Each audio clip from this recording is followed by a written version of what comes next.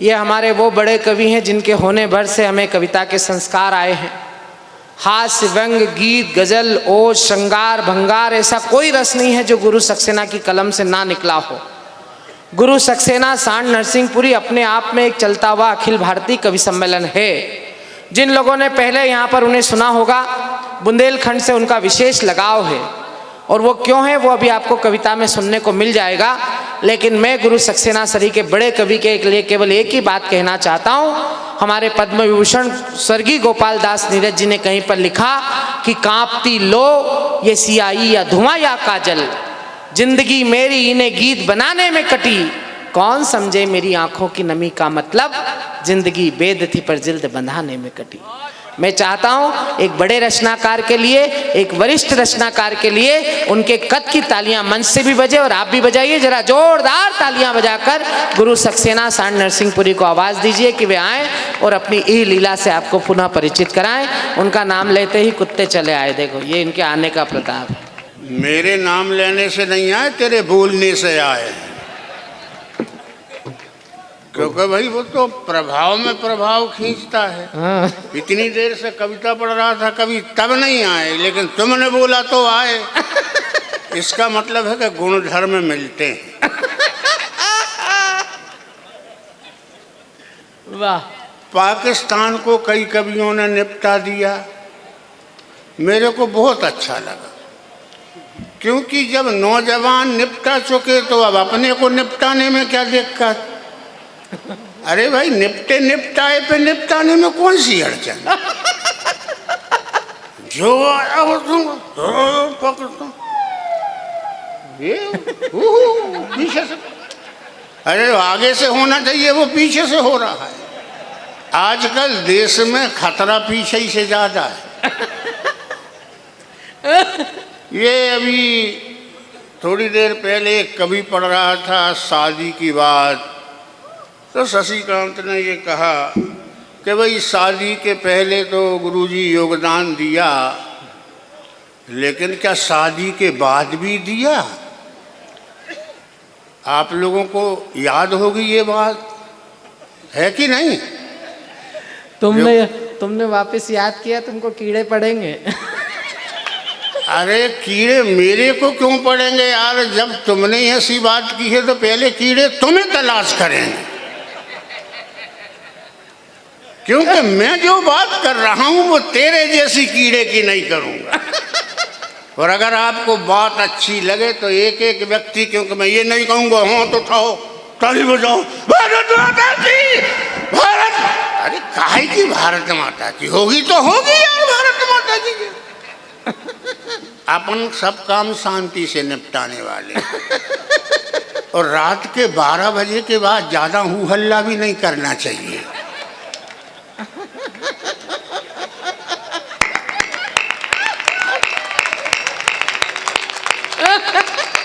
थोड़े जागृत रहें, कविता सुनने का मूड बनाएं। कवि और हम आपके बीच में जो संवाद हो रहा है उससे जुड़ने की कोशिश करें, ये दिलों को जोड़ने की बात है। अब जबरदस्ती हम चिल्ला के कहा तो होंठ उठाओ, अरे काहे को उठाओ यार, मतलब ऊपर करो।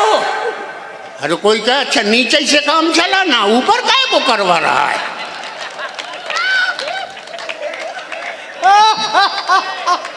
कविता पढ़ना, अरे बाप रे, और कविता नहीं, एक बार तो ताली बजती है यार, जोरदार बजा।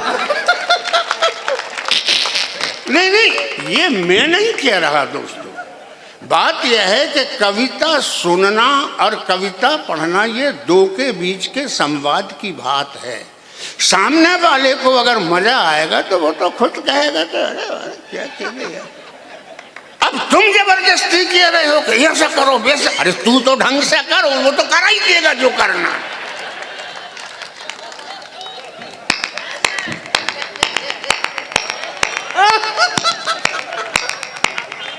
ये कीड़े वाली बात नहीं भूलो, ये मत समझो, क्योंकि इसने हमारी उम्र के ऊपर एक बहुत बड़ा आरोप लगाया। और इसने ये आरोप लगाया, लोग समझे कि ये कोई बहुत बड़ी बात कह रहा है कि शादी के बाद भी योगदान दिया। देखो बेटा, हम लोगों की उम्र वालों का एक कर्तव्य है कि जब लड़का बड़ा हो जाता है तो हम लोग अपने यत्न के द्वारा पैसा खर्च के किसी ना किसी ढंग से उसकी शादी कर देते हैं। ये हमारा योगदान है शादी करने में। दूसरा योगदान देते हैं कि आशीर्वाद बेटा, ये योगदान। अब बाकी तो श्री कृष्ण की गीता का कर्म तुम्हीं को करना है ना। अब उसमें पीछे रह जाओ तो हम पड़ोस वालों को बुलाएं क्या? हर बुजुर्ग आशीर्वाद देता है। शादी के बाद भी बुजुर्गों का कर्तव्य है कि आशीर्वाद दिया जाए। अब यह है कि तुम बिना ही आशीर्वाद लिए टिके रहते हो तो हम क्या करें इसमें? बहुत आवश्यक है। आगे भैया आगे गुड्डा मनोज जी, पहली बार, हालांकि छतरपुर स्मरण नहीं आ रहा, मैं 40 साल पहले भी आया रहा हूँ। छतरपुर से मेरा बड़ा आंतरिक लगाव, लेकिन किसी महाकवि के जन्मदिन के उत्सव में पहली बार आने का अवसर मिला है। बहुत बहुत शुभकामनाएं मेरे छोटे भाई प्रकाश जी को कि इतना बड़ा आयोजन, एक अनुष्ठान उन्होंने किया। क्या बात है गुरु? एक एक श्रोता को मैं प्रणाम करता हूं कि आपने भी आके योगदान दिया। सारे कवियों ने बढ़िया रचना सुनाई, उनके लिए बहुत बहुत धन्यवाद देता हूं। बहुत अच्छी रचना सुनाई, भी रचना सुनाई। मैं इनसे अच्छी रचना सुना सकता हूं, लेकिन मैंने ऐसी रचनाएं अभी लिखी नहीं।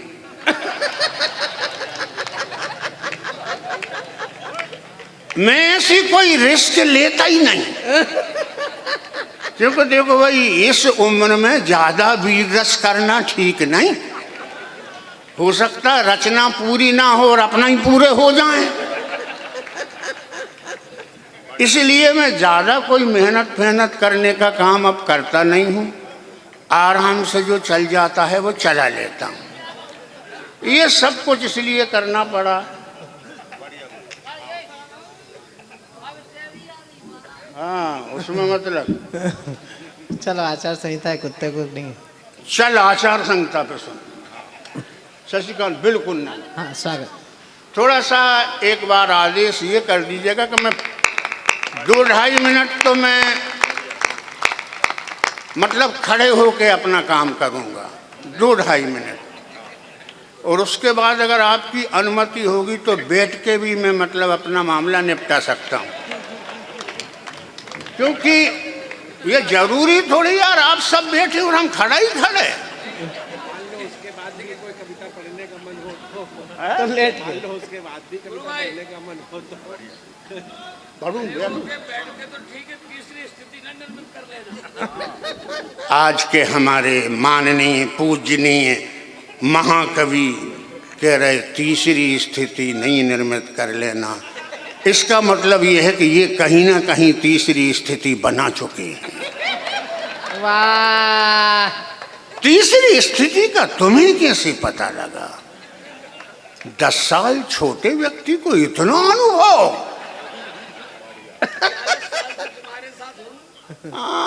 तब तो फिर कोई बात नहीं है, शंका की बात नहीं है। करो कविता शुरू करो। सम्मेलन की तो शुरुआत जोरदार हुई, श्रोताओं की भीड़ जहां मिले कोई संग ना। संचालक बोलाया कि वंदना करे गुरु जी, कार्यक्रम सफल हुआ है कोई फंद ना। मैंने शुरू वंदना की, फिर घंटे भर वंदना की। वाह, मैंने शुरू वंदना की, फिर घंटे भर वंदना की, और अंत होने की किसी को मिली गंधना। संचालक बोला कब तक वंदना करेगा? बंद कर वंदना, मैं तेरी करूं वंदना। वाह, बंद कर। कभी कभी वंदना इतनी लंबी हो जाती है, 1.5 किलोमीटर लंबी वंदना। वैसे ही आचार संहिता लगी, अरे भैया छोटी कर लो वंदना, इतनी तो मत खींचो। ऐसे ऐसे प्रसंग आते हैं। महाभारत का एक प्रसंग बताता हूं कि भगवान कृष्ण ने जब अर्जुन को गीता सुनाई और पूरे 18 अध्याय हुए तो भीम ने पूछा अर्जुन से कि भैया भगवान जब जब पूछते रहे बीच में समझ में आई? तो आपने गर्दन आई, हाँ आई। समझ में आई? कहाँ आई? कहा मेरे तो बिल्कुल समझ में नहीं आई, आपको आई? अरे का भीम अगर हम कहीं बीच में कहते कि समझ में नहीं आई तो वो 18 अध्याय फिर से सुनाते। चक्कर ये था कि लड़ना तो था ही, या तो बेटा लड़ो या गीता सुनो। तो मैंने सोचा लड़ाई लो, अब सुन के भी क्या करें? तो कभी कभी श्रोता फंस जाते हैं। अभी प्रसंग होली का चल रहा था, स्वागत गुरु। और एक और बात आई परिवार के फूट वाली, और उसमें उदाहरण दिया गया हमारे भगवान राम के परिवार का। कुछ बातें ऐसी हैं, मैं छंदवंत पे एक दो छंद सुना दूंगा। स्वागत भाई। परिवार की बात जहां फूट की है तो दशरथ जी के परिवार में कभी फूट नहीं थी। सारे देवताओं ने सरस्वती जी से प्रार्थना की कि कैकई की मति फेर दें माता जी, 2 वरदान हैं उनके पास। तो सरस्वती जी ने कहा कैकई के पास मैं नहीं जाऊंगी, कैकई राम को पुत्र से ज्यादा प्रेम करती है, लेकिन काम तो बनाना है हम सबका। तो कहा फिर मंथराई के पास जाओ। तो मंथरा के कनेक्शन के द्वारा कैसे वरदान मंगवाए गए, सरस्वती तक नहीं गई। इतनी बड़ी प्रेम राम से करने वाली माता कैकई थी, फूट नहीं थी। अब आतंकवादियों को निपटाना है और कहें कि भाई लड़का सेना में ना जाए, घर में रहे, वो तो घर में फूट हो गई, फूट मूट नहीं हो गई, सीमा पे कौन जाएगा? वाह। होलिका की जहां तक बात है, हम जिस त्योहार के कारण यहाँ आए, तो मैं 4 युग की कहानी बताता हूं। सतयुग, त्रेता, द्वापर, कलयुग। होली के संबंध में बिल्कुल गलत प्रचार किया जाता है कि होलिका राक्षसनी थी, होलिका पापन थी। होलिका धर्म के पक्ष में थी सतयुग में। प्रहलाद को जब आचार संहिता के द्वारा, शासन के द्वारा, भाई के द्वारा नहीं, ये आदेश दिया गया कि तुम अपना चीर लेके अग्नि में बैठो, प्रहलाद जल जाएगा। होलिका बैठी, शासन का आदेश। अभी हमें कलेक्टर का आदेश मिल जाए 1:30 बजे रात में आओ, मना पड़ेगा, हम किसके थी मूली मना कर दें। सही बात। शासन का आदेश। होलिका जिस समय अग्नि में बैठी तो उसको याद आया कि मेरा भतीजा है, जब पैदा हुआ था तो मैंने काजल लगाया था, मैंने इसको पलना में पहली बार झुलाया था। अगर आज प्रहलाद जल गया तो हमारे भारतवर्ष से बुआ का विश्वास उठ जाएगा। वाह वाह वाह वाह वाह वाह वाह वाह। अरे बढ़िया गुरुदेव, वाह। अरे बुआ पे क्या भरोसा रे, भतीजे को जलाती है। जब बुआ भतीजे का रिश्ता ही टूट जाएगा तो क्या होगा? होलिका ने अपना चीर प्रहलाद को उड़ा दिया और आशीर्वाद दिया कि बेटा चाहे बुआ जल जाए लेकिन भतीजा जुग जुग जिंदा। वाह वाह वाह वाह वाह। सारे देवताओं ने वरदान दिया कि होली तूने इतना बड़ा बलिदान और त्याग दिया, इसलिए त्योहार का नाम प्रहलाद नहीं होगा, त्योहार का नाम होलिका होगा, क्योंकि तूने बलिदान दिया है, त्याग दिया है, तू धर्म के पक्ष में है। और एक बात यहाँ फूट की आई थी कि परिवार में फूट ना हो, परिवार में फूट ना हो, ये होलिका का संदेश है। अगर आपको मालूम हो होलिका जलाने वाले लोग कि होली के बीच में अंडा का डंडा लगाया जाता है। अरंड, अरंड जानते हैं ना अंडा, क्योंकि उसके बीज में फूट होती। फूट प्रतीक ये है, होली की शिक्षा ये है कि कुछ भी हो फूट को जलाओ। क्या बात। होली के साथ में हमारी फूट जल जाए। वाह वाह वाह वाह। सगोना का लगाते, महुआ का लगाते, आम का लगाते, लेकिन नहीं, डंडा लगेगा अरंड का, अंडा का, क्योंकि वो फूट का संदेश देता है। ये हमारा सांस्कृतिक परिवेश है। ये हम और बताओ, कोई मर जाए और उसकी राख हो, हाथ नहीं लगाता कोई। परिवार वाले नर्मदा जी ले जाते हैं, लेकिन धन्य होलिका जिसकी राख को हम माथे पे लगाते हैं और एक दूसरे के गले मिलते हैं। वाह, वाह, वाह। ये है हमारी संस्कृति। क्या बात है गुरुदेव, वाह। ये निपटा सतयुग, त्रेता आया तो दूसरी बुआ तैयार हुई जिसका नाम था शूर्पणखा। वो भी धर्म के पक्ष में थी। शूर्पणखा अधर्मी नहीं थी। मानस में एक ही दोहा है, गोस्वामी जी ने लिखा, मैंने तो पूरा प्रबंध ही काव्य लिखा है। देखो भाई वो कैसे धर्म के पक्ष में थी। जितने अधर्मी थे, जैसे मेघनाद निपट गया, शूर्पणखा ने कोई फोन किया क्या रावण के यहाँ कि भाई भतीजा नहीं रहा, कैसे कैसे हो गया। अक्षय कुमार मरा, खबर नहीं ली। कुंभकर्ण मरा, खबर नहीं ली, क्योंकि वो धर्म के पक्ष में थी। शूर्पणखा धर्म के पक्ष में थी। त्रेता द्वापर में कंस ने देवकी को कारागार में डाल दिया। भांजा पैदा हुआ, 7 निपटा दिए। 8वें अवतार भगवान कृष्ण का। यही घटना फिर घटी। आज हमारे कलयुग में फिर एक बुआ भतीजे को गोदी में लेके बैठी। क्या लाए गुरु घुमा के। अब ये नहीं कहा जा सकता कि बुआ धर्म के पक्ष में है, कि भतीजा धर्म के पक्ष में है। ये जलता है कि वो जलता है, क्योंकि ये साधारण अग्नि नहीं है, ये जनता की अग्नि है। जनता के हाथ में जलाना है कि कहाँ किसको स्वाहा। ताली माली वैसे इस पे भी बच सकती है। हाँ गुरु, छंद पे आ जाओ। अब छंद पे आ जाओ। नहीं नहीं, दोनों मोनो उठा उठा के नहीं, अपन उठवा के कुछ करवाता ही नहीं। बर के छत्ते में हाथ डालो, कोई बात नहीं, पर पूछ घोड़े की न खींचिए जनाब जी। मैं भी पाकिस्तान से बात कर यार। कुछ ये धर देना यार। स्वागत स्वागत गुरुदेव। हाँ यार, कुछ है हाँ कि सुनो। एक छंद सुनाया था शुरू में, बड़ा बहुत बढ़िया छंद था बिहारी जी महाराज का। हाँ, हालांकि यहाँ मंच पे जितने कवि बैठे उनको नहीं पता, अभिषेक ने सुना। किसी को नहीं पता कि ये उत्कर्ष की एकावली का छंद है। वाह। मैं एक छंद रखता हूँ। स्वागत स्वागत गुरु जी। बेद भाई। बर के छठे में हाथ डालो, कोई बात नहीं, पर पूंछ घोड़े की न खींचिए जनाब जी। घोड़े की भी पूंछ खींचना है, खींचो। ये आशिक की ये कवली है। घोड़े की भी पूंछ खींचना है, खींचो खींचो, पर सोते हुए सिंह पर पानी ना उलीचिए जनाब जी। सिंह पर पानी भी उलीचना है तो उलीचो। वाह गुरु।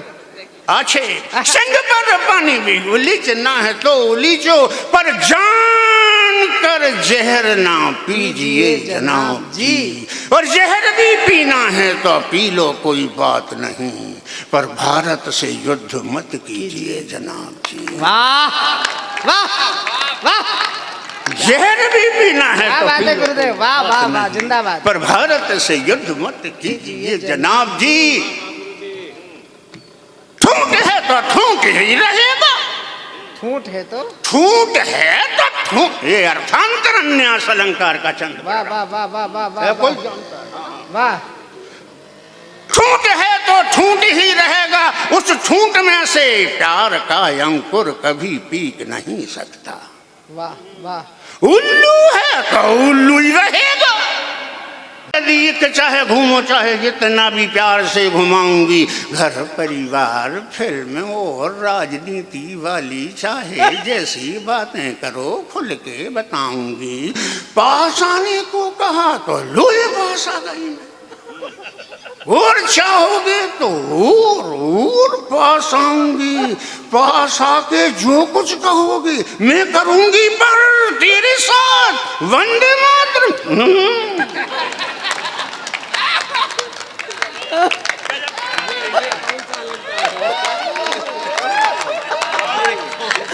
लिखवा दूंगा, ये भी लिखवा दूंगा, बिना अलंकार के लिखता ही नहीं है।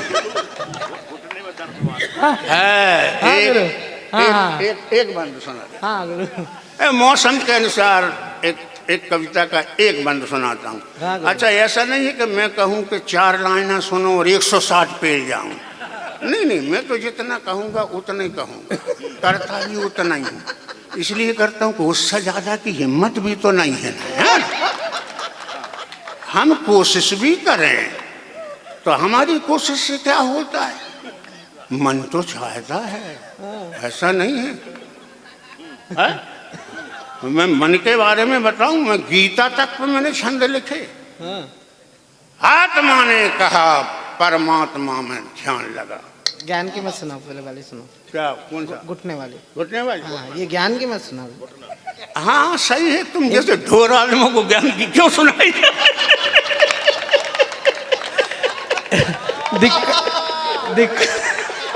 दिक्कत ये है कि ये क्या ऑल इंडिया रेडियो है, वो पुराना वाला मॉडल है, बहुत सारे स्टेशन है, लगना कौन सा चाहिए और कौन सा लग जाता है।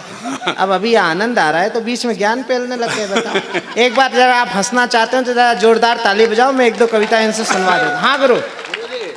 ये ज्ञान की नहीं, वो विज्ञान वाली सुना। हाँ, विज्ञान वाले भी सुना। ये मैं इस बात का हृदय से समर्थन करता हूँ शशि भाई का, और ये अभी मैंने कहा नहीं था, अब कहता हूँ कि देश में कोई युवा पीढ़ी का सर्वश्रेष्ठ संचालक है तो वो शशिकांत यादव है।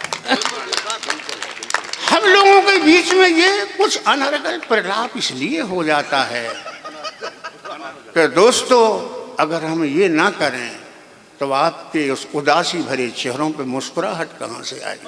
वाह। हम ये चाहते हैं कि अगर 2 मिनट के लिए, 1 मिनट के लिए अगर आपके चेहरे पर मुस्कुराहट आई तो हम आपस में कीचड़ भी उछाल रहे हैं, तो ऐसा लगता है कि बीच में कमल खिल रहा है।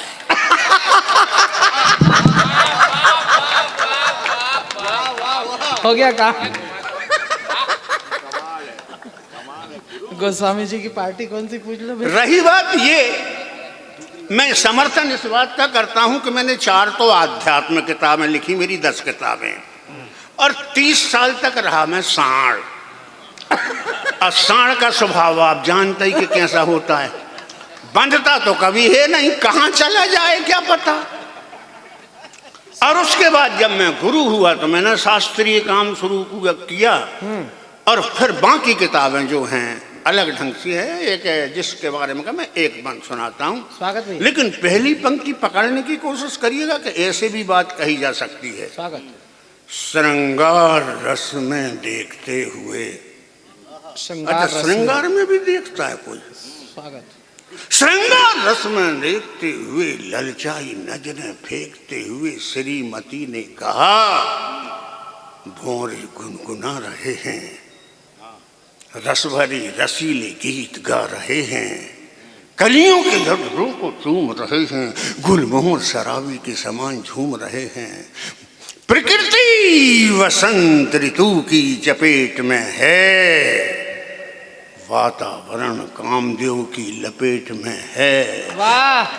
प्रकृति वसंत ऋतु की चपेट में है, वातावरण कामदेव की लपेट में है, और मौसम भी गुलाबी गुलाबी भाव लिए सर्द है। मैंने कहा तो मैं क्या करूं, मेरे तो घुटने में दर्द है। वाह वाह गुरु जी वाह।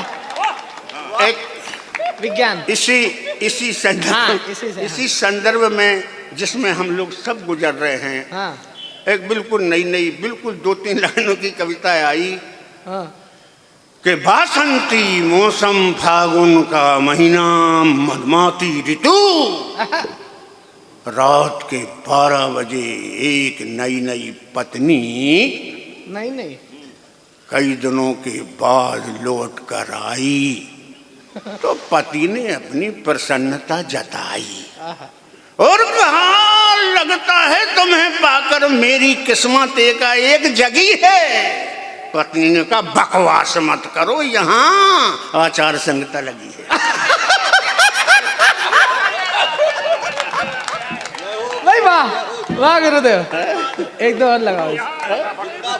फटाफट लिपस्टिक निकाल। हाँ हाँ हाँ हाँ और 2 लाइनों की एक सुनो कविता। भाई। हाँ हाँ एक अधेड़ महिला ने बस में सफर करते हुए अपने सामने एक खूबसूरत नौजवान देखकर पर्स से निकाल कर फटाफट आंखों पर लिपस्टिक लगाई। एक अधेड़ महिला ने बस में सफर करते हुए अपने सामने एक खूबसूरत नौजवान देखकर पर्स से निकालकर फटाफट आंखों पर लिपस्टिक लगाई। हम समझ गए कि बसंत ऋतु वाह वाह वाह वाह वाह। एक कविता क्या क्या कर रहे थे? अरे अब नहीं पहले विज्ञान सुनाओ, एक विशेष कविता के लिए फिर आत्महत्या सुना के खत्म। फटाफट फटाफट कर दो। हाँ जल्दी जल्दी करो, 2 और बच्चे। नहीं तो अकेली आत्महत्या नहीं नहीं नहीं पहले वो विज्ञान वाली चंद्रग्रहण वाली। हाँ ये बड़ी प्रसन्नता की बात है कि छतरपुर के इस पावन मंच पे हमें बहुत दिनों के बाद अगर ये शब्द में लाऊं तो मैं इसमें कहीं से अपने आप को ये नहीं मानता कि ऐसा नहीं कहना चाहिए। वेद भाई के मिलन हुआ, वेद भाई के दर्शन हुए। वाह वाह वाह। क्योंकि ऐसे एयरगे लल्लू अल्लू तो बहुत मिलते हैं यार। लेकिन अगर कोई खानदानी व्यक्ति मिलता है आए है तो लगता है कि यार सही में मतलब। और आज बड़ा बहुत प्रसन्नता की बात है कि हम वो दिन याद करते हैं जब बाण जी के श्री चरणों में बैठ के हमने भी कविता पढ़ी है। क्या है कि भाई हम भूल नहीं सकते ना उस समय को, क्योंकि आज का समय और वो बहुत खतरनाक समय था सन 60 के दशक का। अब तो हर कोई हम चौकीदार हम जिंदा, अरे काय के जिंदाबाद आवाज ना निकलती किसी की। जिस समय बाण जी बाण लेके खड़े हुए थे वो समय था। क्या बात है, क्या कोई कभी नहीं था पूरे देश में। सही बात ये है। अरे काय का खिलाफ मिलाप, सबकी पूंछ नीचे थी। स्वागत है तू। एक विशेष कविता आपकी सेवा में रख रहा हूँ। 2 पंक्तियाँ मैं विज्ञान के उसमें देखना चाहता हूँ कि आप लोगों का टेस्ट ले रहा हूँ, क्योंकि मैं बताऊँ आपको सारे श्रोताओं का ध्यान इस तरफ दें कि मैं ऐसी कविता लिखता हूँ, हाँ मैं वैसी कविता लिखता हूँ और वैसी भी लिखता हूँ। अब मामला, हाँ कभी कभी तो मैं ऐसी वैसी भी लिख देता हूँ फेसबुक पे। क्योंकि लेकिन यथा समय जब जैसा होता है भिन्न भिन्न प्रकार से मैंने छंद पे काम किया है। लेकिन अब मित्रों का कहना है तो मैं एक कविता है कि जब मेरी पत्नी पड़ोसन की नई साड़ी देखती है तो हाइड्रोजन गैस बनकर जलने लगती है। वाह।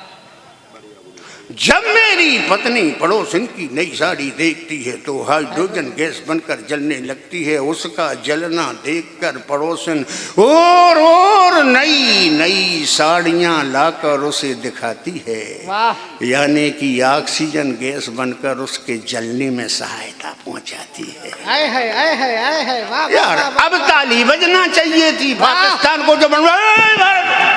एक विज्ञान की कविता है। क्या बात है गुरु। एक लाइन लिख के बताओ चलो। चंद्रग्रहण। कभी कोई बात अच्छी हो तो अच्छी, मतलब ऐसा लगना चाहिए कि मैं नहीं कहूँगा कद्दू पर हाथ करो ऐसा करो, लेकिन एक बार विज्ञान के समर्थन में भी ताली बजाओ। वाह वाह वाह वाह वाह वाह वाह। कविता जिसका आदेश हुआ है पढ़ रहा हूँ मैं।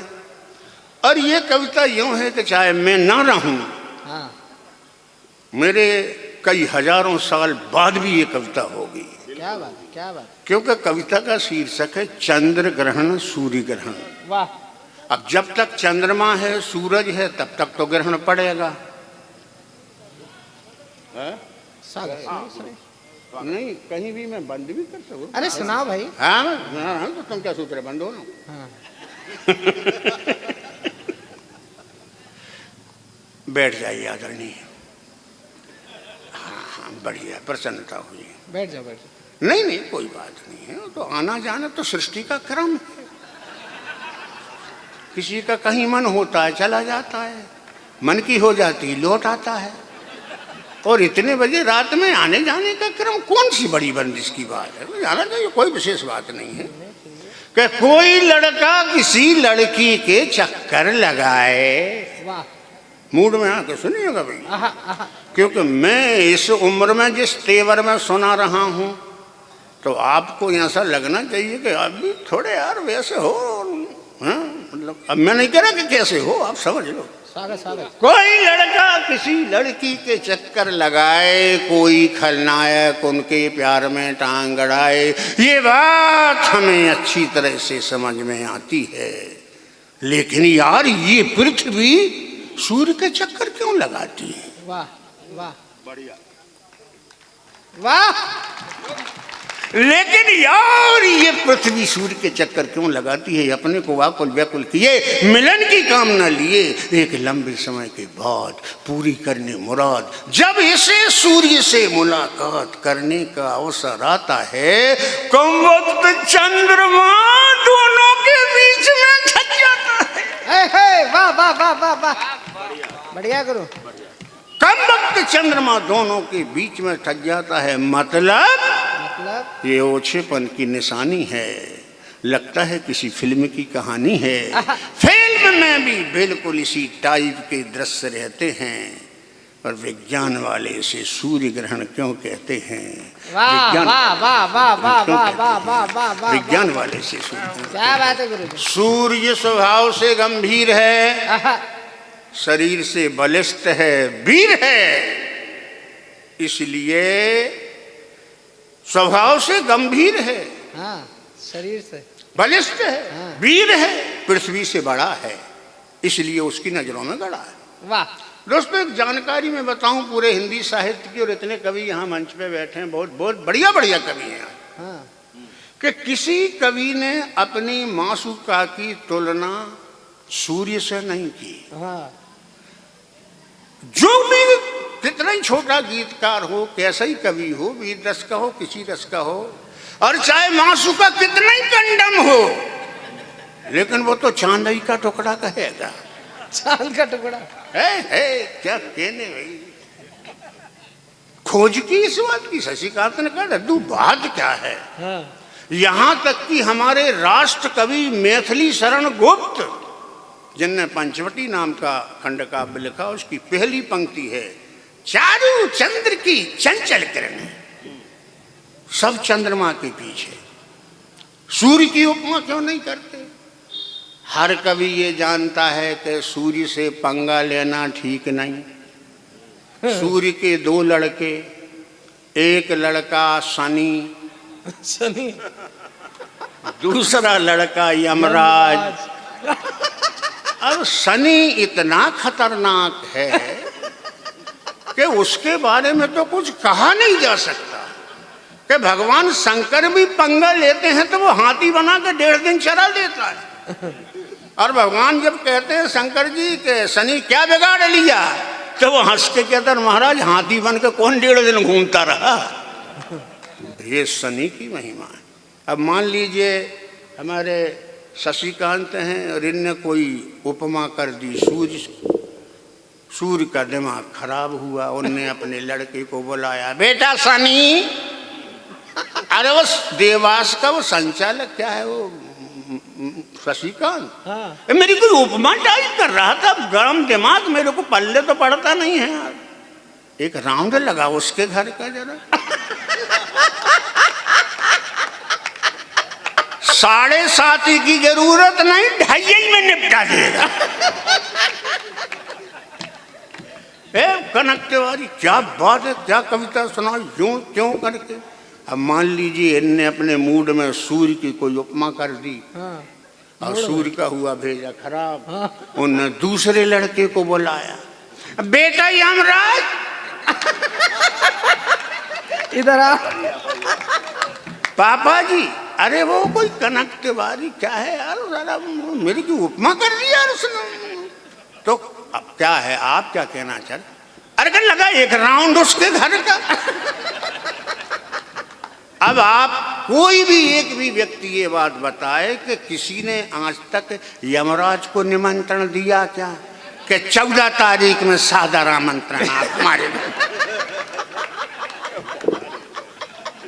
यमराज को कोई नहीं चाहता बुलाना। अब वो कनक तिवारी के मान लीजिए घर में आ जाए यमराज, तो क्या बाहर निकल के ये कहेंगे कि अंकल जी नमस्ते, अंदर चलो, नाश्ता ही करके जाना। अरे नाश्ता नहीं, वो बाहर ही से निपटा लेगा। ये प्रवृत्ति है दोस्तों। वाह। इसलिए हिंदी साहित्य की परंपरा में किसी ने सूर्य की उपमा नहीं दी। अब इतना समझाने के बाद अगर किसी कवि को विश्वास ना हो रहा हो, मंच पे कई कवि हैं और वो अपना नया प्रयोग करते हैं, तो भाई वो अपना सूर्य से उपमा दे के अंदाज ले सकते हैं, हमें कोई ऐतराज नहीं। सूर्य स्वभाव से गंभीर है, शरीर से बलिष्ठ है, वीर है, पृथ्वी से बड़ा है, इसलिए उसकी नजरों में गड़ा है। अगर वह पृथ्वी को अपनाए, रूप राशि का समुचित लाभ उठाए, तो दोनों का पति पत्नी के समान सुंदर जोड़ा बन जाता है। मगर ये बदमाश चंद्रमा पृथ्वी से है तो चौथाई, फिर भी उसके चक्कर लगाता है। वाह, अच्छी बात। बदमाश चंद्रमा पृथ्वी से है तो चौथाई, फिर ही उसके चक्कर लगाता है। एक तो चक्कर लगाता है, और जब पृथ्वी अपने बचाव के लिए सूर्य के सामने आती है तो पट्टा पृथ्वी के पीछे छिप जाता है। वाह। तो पट्टा पृथ्वी के पीछे छिप जाता है, मतलब सूर्य से डरता है। ये सरासर कायरता है। बुजदिल आशिकों के कारनामे बिल्कुल इसी टाइप के रहते हैं। पर विज्ञान वाले इसे चंद्र ग्रहण क्यों कहते हैं? वाह वाह। चंद्र ग्रहण क्यों कहते हैं? विज्ञान वाले से। वाह वाह। एक बार जरा जोरदार तालियां बजाइए गुरु सक्सेना जी के सम्मान में। और हम निश्चित रूप से उन्हें सुनकर अभिभूत हैं, और ये कवि सम्मेलन निश्चित रूप से गौरवशाली स्थितियों को प्राप्त। इस गौरवशाली को मैं 4 पंक्तियों में विदा लेना चाहता हूँ, क्योंकि ये बहुत बड़ी सौभाग्य की बात है। एक बार फिर दोहराऊं कि हम किसी महाकवि के कार्यक्रम में हैं। अपने को तो कोई कवि ही मानने को तैयार नहीं। कि भाग्य था हमारा आप सबके दरस हुए, खूब खुशियां सभी को लाए परमात्मा, और जिंदगी के रास्ते में जो भी विघ्न बाधा आए, सारे कष्ट कंटक हटाए परमात्मा। वाह वाह वाह गुरु जी। भाग्य था हमारा आप सबके दरस हुए, खूब खुशियां सभी को लाए परमात्मा, जिंदगी के रास्ते में जो भी विघ्न बाधा आए, सारे कष्ट कंटक हटाए परमात्मा। किया सत्कार दिया मान पान प्यार, ऐसा ऐसा प्यार आगे भी बनाए परमात्मा। वो जा रहे हैं जाते जाते, सबको प्रणाम, कभी इसी भांति हमको मिलाए परमात्मा। इसी भांति हमको मिलाए परमात्मा, इसी भांति।